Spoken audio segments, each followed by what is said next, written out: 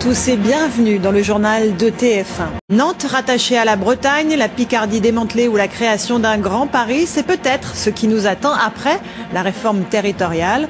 Alors que la polémique fait déjà rage, le président du comité de réflexion sur cette réforme, Édouard Balladur, sera avec nous dans un instant sur le plateau de TF1 pour nous en parler. C'est peut-être le visage de la France de demain. 15 régions au lieu de 22, Nantes rattachée à la Bretagne, une seule Normandie au lieu de 2, un grand département pour Paris, peut-être. En tout cas, le comité pour la réforme des collectivités locales, présidé par Édouard Balladur, vient de terminer ses travaux. L'ancien Premier ministre, qui est notre invité ce soir, nous présentera ses propositions qui font déjà débat. Parmi elles, la disparition de certaines régions, comme la Picardie. Sur place, l'idée fait bondir les élus de droite comme de gauche. Reportage Isabelle Thor et Florian Le Goïc. Un panneau qui risque bientôt de disparaître. Madame le maire, qui appartient pourtant à la majorité, se bat pour que le comité Balladur ne raye pas cette région d'un trait de plume. Ouais, on va défendre la Picardie surtout. Ah bon, je croyais que vous veniez faire vos courses.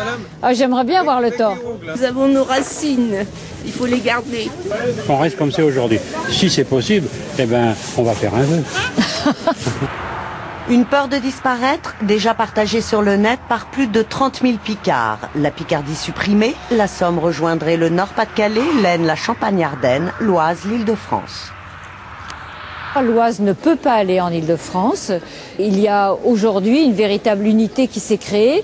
La rompre d'un seul coup pour jouer le petit pousset en Île-de-France, ça ne me convient pas. Bien, voilà un drapeau qui va disparaître puisque c'était le drapeau de Et la pour Picardie. défendre ses couleurs, Donc, face à Nicolas Sarkozy, drapeau qui un a front plusieurs siècles. droite-gauche. Je comprends pas cette volonté, si ce n'est qu'un écran de fumée, la suppression des contre-pouvoirs, et le fait de dire c'est moi qui imposerai ma loi, quoi que vous vouliez et quoi que les gens veuillent.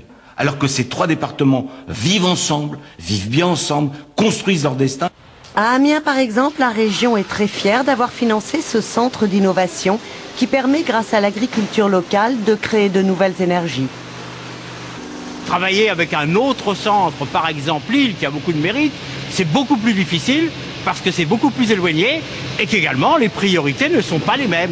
Lille, Paris, attachés à leur mode de vie loin des grandes villes, les Picards ne veulent pas devenir de nouveaux banlieusards.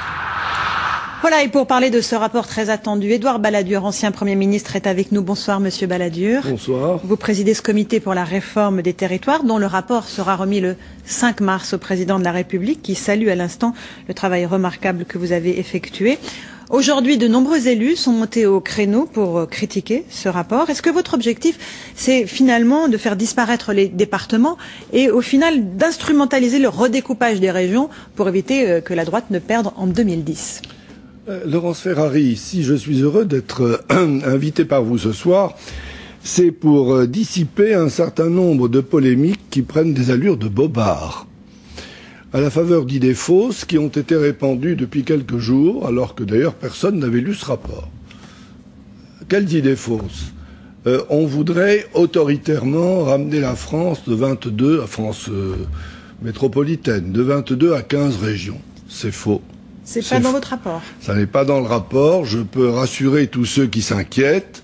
Il est dit que l'objectif, c'est effectivement qu'il y ait des régions plus fortes, plus peuplées. Mais il est dit que ça se fera de façon volontaire et que ce sont les collectivités locales intéressées qui décideront. Et on n'en cite aucune dans le rapport. Premier point. Donc la colère de la Picardie la colère de la Picardie justifiée. se manifestera le jour où il y aura un projet précis concernant la Picardie et que les Picards en discuteront. Autre idée fausse, la suppression des départements. C'est un mensonge. Il n'est pas question de supprimer les départements. Vous voulez supprimer les cantons en revanche. Attendez. Autre idée fausse. J'ai pas fini l'énumération des idées fausses. Autre idée fausse. On voudrait modifier l'élection régionale, le mode d'élection, pour faire en sorte que la gauche, qui détient la plupart des régions, ne les détienne plus. C'est faux. De toute façon, nous proposons qu'en 2010, pour les prochaines élections régionales, le mode de scrutin demeure le même. Et c'est en 2014, c'est dans 5 ans, que si on veut changer ce mode de scrutin, on pourra en appliquer un autre. Et enfin, dernière idée fausse, nous voudrions étrangler financièrement les collectivités locales, alors qu'au contraire, nous faisons des propositions précises pour que la suppression de la taxe professionnelle n'entame pas la capacité financière des collectivités locales. Alors moi, ce que je souhaiterais, c'est que ce comité, qui était composé d'hommes et de femmes appartenant aux diverses nuances de l'opinion, il y avait des socialistes, effectivement, et il y avait des socialistes, effectivement, nous avons travaillé en bonne intelligence et honnêtement. Nous ne sommes pas mis d'accord sur tout. Il y a des propositions que nous avons votées à l'unanimité. Pour d'autres, il n'y a pas eu d'unanimité. Le rapport, d'ailleurs, le rapport le fera apparaître. Et ce sera dit dans le rapport. Et personne ne pourra dire que nous avons dissimulé la vérité. Ce que je souhaite, c'est que sur la base de ce rapport, qui est fait par des hommes et des femmes de bonne foi, il y ait un débat qui soit également de bonne foi. Qu'on attende de le lire avant de s'indigner. Et avant d'exciter, si je puis dire, les indignations des autres. Notamment Brice Hortefeux, ministre du Travail, qui est très attaché à l'Auvergne et qui trouve vos méthodes, disons, un peu précipitées. En tout cas, il souhaite que tout cela soit fait de manière sereine et pas brutale, a-t-il dit aujourd'hui. J'aime bien Brice Hortefeux, mais en général, il est informé quand il s'exprime. Là, il a dû avoir une lacune, son information était en défaut. S'il m'avait téléphoné, je l'aurais tout à fait rassuré. Personne n'envisage de rattacher l'Auvergne à la région Rhône-Alpes. Monsieur Balladur, est-ce qu'il y a trop de communes en France? 36 674 communes, comme oui, on le sait. Est-ce qu'il faut les réduire? Alors, effectivement, en France, il y a 36 000 communes. Il y en a autour de 10 000 dans les pays comparables, grosso modo, et même moins. Mais là aussi, nous ne proposons pas de méthode autoritaire. Nous proposons que les communes se regroupent dans des communautés de communes. Actuellement, 33 000 d'entre elles sont regroupées. Il en reste encore 3 000 qu'il faudrait regrouper. Et nous souhaitons que ces communes se regroupent pour créer des entités plus fortes. Vous savez, il faut penser à l'avenir. La France a besoin d'être plus forte qu'elle ne l'est. Et les collectivités locales participent pour 75% aux investissements publics. Nous avons besoin de fortes collectivités locales. Et notre objectif, c'est pas de les affaiblir, c'est de les renforcer. Renforcer les régions, renforcer les communautés de communes, faire en sorte que nous puissions préparer l'avenir. D'accord. Un mot de l'actualité. Les chiffres du chômage sont très mauvais, on l'a vu aujourd'hui. Vous avez été Premier ministre. Est-ce que vous pensez que le gouvernement prend toutes les mesures nécessaires pour juguler la montée du chômage en France? Je constate une chose, c'est que les chiffres sont très mauvais, c'est vrai. Ils sont encore pires, mais ce n'est pas une consolation, en Espagne ou en Allemagne. Et ça doit conduire tous les pays européens, à mon avis, à renforcer leur coopération et éventuellement, d'ailleurs, à prendre de nouvelles mesures.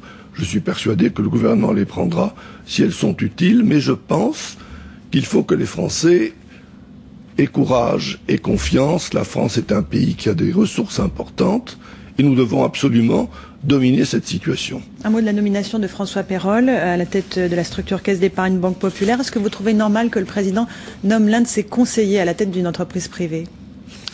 La commission compétente ne s'est pas réunie, mais sa jurisprudence est que on peut, quand on est membre d'un cabinet ministériel, être nommé dans une entreprise dans ces conditions-là.